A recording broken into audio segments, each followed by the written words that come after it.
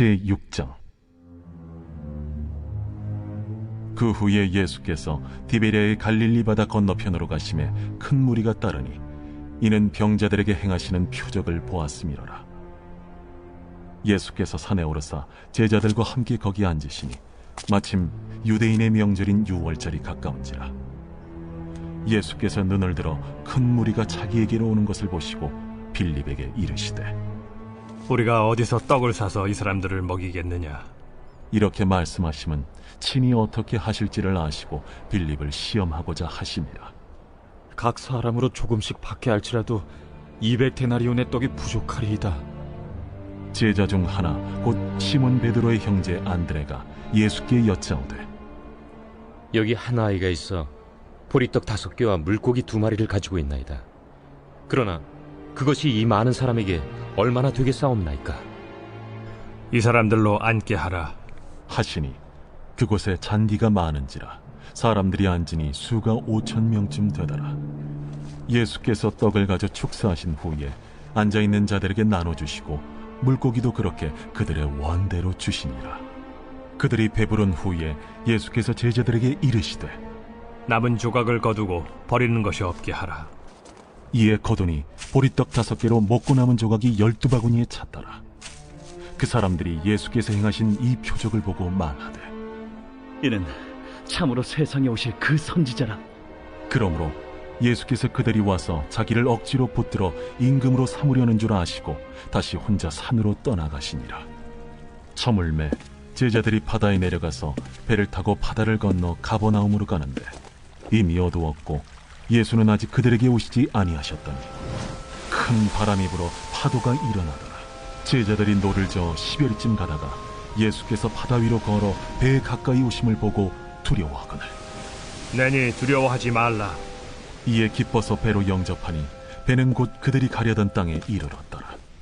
이튿날 바다 건너편에 서 있던 무리가 배 한 척 외에 다른 배가 거기에 없는 것과 또 어제 예수께서 제자들과 함께 그 배에 오르지 아니하시고 제자들만 가는 것을 보았더니 그러나 디베랴에서 배들이 주께서 축사하신 후 여럿이 떡 먹던 그곳에 가까이 왔더라.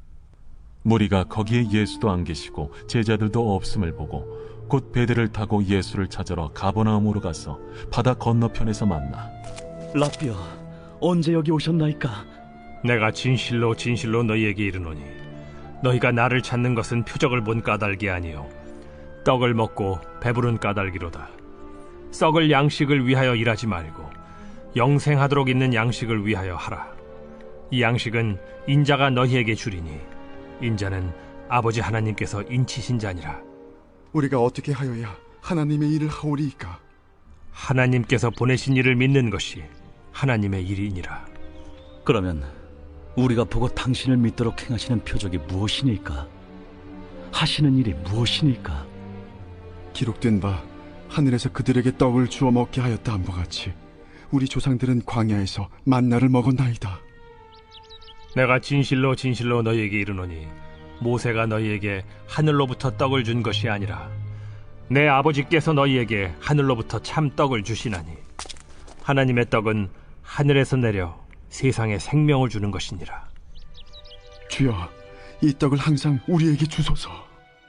나는 생명의 떡이니 내게 오는 자는 결코 줄이지 아니할 터이요 나를 믿는 자는 영원히 목마르지 아니하리라. 그러나 내가 너희에게 이르기를 너희는 나를 보고도 믿지 아니하는도다 하였느니라. 아버지께서 내게 주시는 자는 다 내게로 올 것이요 내게 오는 자는 내가 결코 내쫓지 아니하리라. 내가 하늘에서 내려온 것은 내 뜻을 행하려 함이 아니요 나를 보내신 이의 뜻을 행하려 함이니라. 나를 보내신 이의 뜻은 내게 주신 자 중에 내가 하나도 잃어버리지 아니하고 마지막 날에 다시 살리는 이것이니라. 내 아버지의 뜻은 아들을 보고 믿는 자마다 영생을 얻는 이것이니 마지막 날에 내가 이를 다시 살리리라. 네, 오늘도 반갑습니다. 지금 6장을 다 들려드리지 않고 오늘 6장에 대해서는 2개로 영상을 나눠야 될 것 같습니다. 왜냐면 6장 말씀 자체가 굉장히 길기 때문에 일단 1절부터 40절까지 말씀 먼저 한번 설명하고 그 다음에 두 번째 영상에서 그 이후 구절에 대한 드라마 바이블과 저의 설명도 함께 그렇게 할 테니까요. 하나로 하면은 중간에 끊어질 경우 다시 듣기가 좀 힘드니까 좀 영상의 길이를 조절하기 위해서 두 개로 오늘 영상 올릴 테니까요. 두 개를 시간 나실 때 들으면 좋겠습니다. 먼저 1절부터 4절은 오병이어 사건에 대해서 시작하는 부분입니다. 오병이어 사건은 사복음서 마태, 마가, 누가, 요한 모두에 기록되어 있는 유일한 사건입니다. 유일한 기적 사건이란 거예요. 그러나 이제 다른 복음서와 달리 요한복음에서만 이 사건과 유월절을 연관시키고 있는 것이 특징적입니다. 기본적으로 오병이어 사건은 예수님이 세우신 하나님 나라의 풍성한 은혜를 보여주는 그러한 것으로 이해할 수 있습니다. 근데 이것이 왜 유월절과 연결되냐면 하나님의 구원이 예수 그리스도 안에 있는 사람들에게 미치는 것이고 결국 그를 통해서 구원과 해방이 오는 것이죠. 유월절 자체가 출애굽하면서 그 해방이라는 것이 강조되고 있는 것이거든요. 그러니까 오병이의 기적은 구원받은 하나님 나라의 백성들이 누릴 풍성한 은혜이고 구원의 해방을 상징하는 것이다. 이렇게 볼 수 있습니다. 또한 교회가 그 출애굽 사건이란 것 자체가 이제 속박받는 백성에 불과했던 그들이 이제 이스라엘이라는 국가가 되는 과정이기 때문에 이제는 교회가 새 이스라엘이 되는 그러한 전환점이 되는 사건이라는 것을 연결시키고 있는 것입니다. 예수 그리스도의 구속 사역은 그를 믿는 자들을 새로운 이스라엘이 되도록 만드는 것입니다. 기독론적 의미로서 보자면 오병이어를 통해서는 기독론이라는 것은 예수 그리스도에 대한 신학이라고 말하면 됩니다. 그 의미로는 오병이어를 통해서 예수님이 누구신지 알 수 있다는 뜻입니다.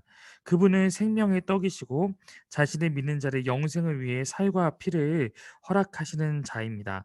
사람들은 유월절이 가까운데도 불구하고 예루살렘이 아니라 예수님께 나아갑니다. 여기서 우리는 유월절이 비로소 예수 그리스도 안에서 완성되는 것을 볼 수 있습니다. 5절에서 9절에 보면 이제 빌립과 안드레에 대한 이야기가 좀 나오는데요. 이들을 매우 현실적인 인물로 그렇게 묘사하고 있습니다. 우선 빌립은 계산이 굉장히 빠른 인물이어서 현실적인 판단을 하고요. 안드레는 1장에 이어서 여기서도 사람을 예수님께 연결시키는 전도에 굉장히 능한 그런 사람으로 등장하고 있습니다. 아이가 가지고 왔죠. 그래서 5개 떡과 보리떡 5개와 물고기 2마리였는데 9절 보면 보리떡은 당시 가난한 자들의 일반적인 음식이었던 거니까 정말로 이 아이가 그런 서민이었지만 그러나 가진 것을 내어놓은 것으로 볼 수 있는 거죠. 물고기는 아마도 말린 것이거나 절인 것이어서 다른 음식과 함께 먹도록 그렇게 도시락을 싸왔을 것으로 보일 수 있습니다. 10절부터 15절은 오병이어 사건에 대한 예수님의 정체성을 드러내고 있는데요. 예수님의 오병이어 표적을 본 이후에 사람들은 예수님을 세상에 오실 그 선지자다라고 14절을 보면 말하고 있습니다. 실제로 모세가 출애굽한 백성에게 만나를 주었던 것처럼 예수님은 자신의 생명의 떡으로 주고 계십니다. 요한복음은 자주 예수님을 선지자적 인물로 묘사하는데요. 예를 들어 가나 혼인잔치에서 물을 포도주로 만드는 사건은 구약에 나오는 엘리야, 엘리사의 사역을 생각나게 합니다. 엘리사는 특별히 한 선지자의 과부에게 그릇을 빌려오도록 명령하고 그릇에 풍성하게 기름을 채워줍니다. 이처럼 요한복음은 예수님을 선지자와 같은 분으로 묘사하고 있는 것이죠. 본문은 더 나아가서 15절 보면 예수님을 자기들의 왕으로 삼으려고 하는 사람들의 모습을 표현하고 있습니다. 이것은 더욱더 또한 예수의 정체성을 드러내고 있는 것입니다. 오병이어 사건 후에 사람들이 예수님 왕으로 삼으려 하자 예수님은 그 자리를 피하십니다. 왜 그러냐? 사람들이 생각하는 왕의 모습과 예수님께서 보여주고 싶으셨던 모습이 다르기 때문입니다. 왜냐하면 그의 나라는 세상에 속한 것이 아니기 때문입니다. 16절부터 18절에 보면 오병이어 기적 사건 이후 예수님은 제자들을 재촉하셔서 갈릴리 바다 건너편으로 가게 하셨습니다. 예수님께서는 유대인들이 원하는 세상적 정치적 나라를 거부하신 것이고 제자들이 그 안에 있으면 그러한 영향을 받을까 봐 그것을 분리시킨 것입니다. 그리고 본인은 자신의 사명을 위해서 홀로 하나님 앞에 머무는 시간을 갖기 위해 제자들과 잠깐 떨어지게 됩니다. 한편 요한복음은 제자들이 바다에서 어려움 당하는 모습을 기록하는데 제자들이 이 행동의 주체로서 나타나고 있습니다. 그들이 어두움과 거친 파도를 만나게 된 것입니다. 19절부터 21절에 있는 부분을 그다음에 설명해 보도록 하겠습니다. 예수님이 가까이 오시는데도 제자들이 두려워하고 예수님을 알아보지 못합니다.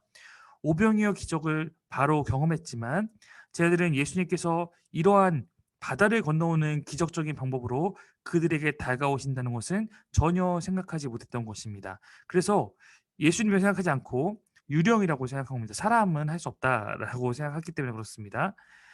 제자들의 이러한 예수님에 대한 영적 어두움 때문에 예수님이 가까이 계시지만 그들은 두려워하고 있습니다. 다른 말로 하면 예수님에 대한 참된 지식이 우리 안에 있을 때 우리는 두려움을 몰아낼 수 있는 것입니다. 22절로 27절은 배부르기 위해서 예수님을 쫓는 무리들에 대해서 나타나고 있는데요. 예수님께서는 그러한 자들을 보시고 자신을 찾는 배부르기 위해서 자신을 찾는 썩은 양식을 위해 일하는 자들이라라고 26절에 보면 말하고 있습니다. 그럼 썩을 양식이 무엇이고 썩지 않은 양식이 무엇인가? 썩을 양식이란 것은 이 세상의 물질을 추구하는 삶을 말합니다. 이는 유대인들이 예수님을 왕으로 삼으려는 이유와 같습니다. 영생할 때까지 지속되는 진정한 양식은 예수 그리스도이고 그가 바로 썩지 않은 양식인 것이죠. 28절부터 29절에 보면 하나님의 일에 대해서 말씀하시는데요. 무리가 예수님께 묻습니다. 어떻게 하면 하나님의 일들을 할 수 있는가? 28절에 나와 있습니다. 예수님은 하나님이 보내신 자를 믿는 것이 하나님의 일이라 말씀하시고 있습니다. 29절이죠. 그렇다면 우리는 여기서 요한복음이 말하고 있는 믿음이 무엇인지를 잘 생각해 봐야 하는데요. 요한복음은 믿음을 단회적으로 해석하지 않습니다. 즉, 한 번 고백하는 것이 믿음이라 말하지 않는다는 거예요. 믿음을 또한 정적으로만 표현하지 않습니다. 말로만 하는 것이 아니고 믿음은 지속적이고 행위를 수반한다는 것입니다. 그래서 믿음을 한 번 영접하고 끝나는 것이 아니라 지속적으로 그리스도와 교제하는 것입니다. 제가 이건 설교 시간마다 여러분과 자주 나누는 내용이죠. 한 번 고백했다 끝난 것이 아니라 관계적이기 때문에 계속해서 교제하는 것이 필요하다. 그리스도의 사랑을 깨달아 그를 사랑하는 것이라는 것입니다. 그리스도의 말씀을 받아 그 말씀에 순종하는 것입니다. 사랑과 순종으로 그리스도와 교제하는 것이 믿음의 특성입니다. 또한 요한복음에서 믿음은 행위를 수반합니다. 이 또한 우리 교회가 강조하고 있는 것입니다. 행함으로 드러나지 않는 믿음은 믿음이 아니라는 거예요. 믿음은 예수님의 삶의 주인으로 받아들이는 것입니다. 하나님 나라에 들어가서 예수님을 왕으로 모시고 이 세상을 살아가는 것입니다. 예수님 백성답게 예수님의 계명에 따라서 살아가는 것입니다. 그래서 27절에 보면 믿음은 영생하도록 있는 양식을 위해서 일하는 것입니다. 썩을 양식은 세상적 욕망인데 썩을 양식을 위해 일하는 것이 나의 욕심을 채우기 위한 것이라면 예수 그리스도를 위해 살아가는 것이 썩지 않은 양식을 구하는 것이고 그것이 믿음이라는 거예요. 예수 그리스도를 끊임없이 추구하는 삶, 세상과 다른 모습으로 예수 그리스도를 추구하는 것이 우리의 믿음이라고 요한복음은 설명하고 있는 것입니다. 30절부터 33절에 보면 우리는 하나님이 보낸 자를 믿을 수 있도록 만나와 같은 표적을 보여달라고 말하고 있습니다. 우리는 구약 성경 근거로 자신의 정체성을 증명할 표적을 예수님으로부터 요구하고 있는 것입니다. 그들의 영적 무지가 여기 드러나고 있습니다. 그들은 표적을 보고도 표적을 알지 못했습니다. 이러한 영적 무지는 요한복음에 자주 등장하는 건데요. 니고데모도 거듭남의 의미를 알지 못했고 생수의 복음을 들었던 사마리아 여인도 계속 엉뚱한 질문을 했습니다. 이러한 영적 무지는 바로 믿음과 반대되는 말입니다. 오병이어 기적을 경험한 무리들도 예수님을 믿지 못하고 계속 엉뚱한 소리를 하고 있는 것입니다. 예수님은 무리의 어리석은 질문을 들으시고 두 가지를 단호하게 교정해 주시는데요. 첫째, 광야에서 이스라엘에게 만나 주신 것은 모세가 아니라 하나님이라는 사실입니다. 32절이에요. 모세는 단지 중재자에 불과하며 무리로 하여금 모세가 아니라 하나님께 주목하도록 만들고 계십니다. 그리고 두 번째로는 이제는 구약 시대에 보여줬던 그러한 만나보다 육체를 배불리게 했던 그 만나와 질적으로 전혀 다른 하나님의 양식을 추구해야 한다는 건데 바로 참 생명의 양식을 하나님께 주신다. 33절이죠. 그래서 이거에 대해서 설명이 34절로 이어지는 것인데요. 34절부터 이제 한번 보겠습니다. 자, 34절부터 보면 예수님은 자신을 바로 하늘에서 내려온 생명의 떡이라고 35절을 보면 말하고 있는 것입니다. 결국 생명의 떡을 먹는 것이 그를 믿는 것이다 라고 설명하는 거예요. 생명의 떡이신 예수님을 믿을 때 믿는 자는 결코 줄이거나 목마르지 않게 됩니다. 하나님 나라에는 배고픔과 목마름이 없습니다. 아버지께서 내게 주신 자와 내게 오는 자는 같은 사람인데 37절이죠. 아버지께서 허락하시는 자만이 예수님께 나아올 수 있습니다. 하나님이 허락하시지 않으면 사실 우리가 믿음을 갖는 것도 불가능합니다. 믿음은 하나님께서 우리에게 자신을 주시지 않는데 우리가 믿어야지 해서 되는 것은 아닙니다. 그러나 이것은 우리에게는 이미 그 하나님의 은혜가 열려 있기 때문에 이제는 우리가 믿음 반응해야 하는 것이죠. 그러므로 우리가 하나님께 구원받는 것은 우선적으로는 하나님의 주권이 드러나야 하는 거예요. 하나님이 우리를 허락해 주셔야 됩니다. 그러면 하나님께서 허락하신 자라는 것을 어떻게 알 수 있을까? 바로 예수님께 나오는 것을 보면 알 수 있다고 요한복음 설명하고 있습니다. 예수님을 믿는다는 것은 그가 바로 하나님께서 허락하신 자라는 표시입니다. 여러분이 예수님 믿고 있다면 여러분은 바로 하나님께서 허락하신 자이고 하나님께서 택하신 자들입니다. 이것이 참 신앙의 역설일 수 있습니다. 예수님은 자신에게 온 자를 결코 내쫓지 않는다고 37절에 말하고 있습니다. 자, 38절부터 40절까지 보면 마지막 날에 예수님은 믿는 자들을 살리신다고 말하고 있는데요. 이것이 하나님 뜻입니다. 아들이 믿는 자에게 영생을 주신다는 겁니다. 하나님이 아들에게 허락하신 모든 자에게 영생을 주시는 것인데 하나님은 자신이 작정하신 모든 자에게 바로 아들 예수를 통해서 영생을 주시는 것이죠. 이러한 아버지 뜻을 성취하는 것이 바로 아들 예수님의 사명인 것입니다. 우리가 이 뒷이야기는 두 번째 영상에서 함께 다루도록 하겠습니다.